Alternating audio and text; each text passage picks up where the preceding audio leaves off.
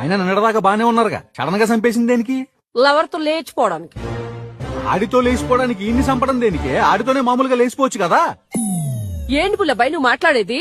ఒక ఆడపిల్ల, మంచి కుటుంబం నుంచి వచ్చిన పిల్ల, మంచి మర్యాద తెలిసిన పిల్ల, మూడు బ్రతుకుండగానే ప్రియుడితో లేచిపోయిందని ఒక మచ్చ తన మీద పడితే తట్టుకోగలరా?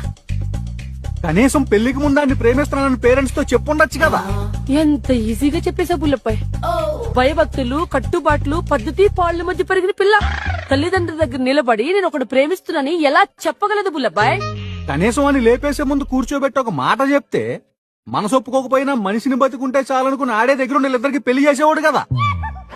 ఎన్ని యుగాలు గడిచినా, ఎన్ని తరాలు మారినా మా ఆడవాళ్ళ మనసు మీ మగ్గాళ్ళకి ఎప్పటికీ అర్థం కాదు. మొగుడే దగ్గరుండి వేరే వాడికి పెళ్లి చేశాడంటే రేపు వాడు సొసైటీలో తలెత్తి తిరగలరా?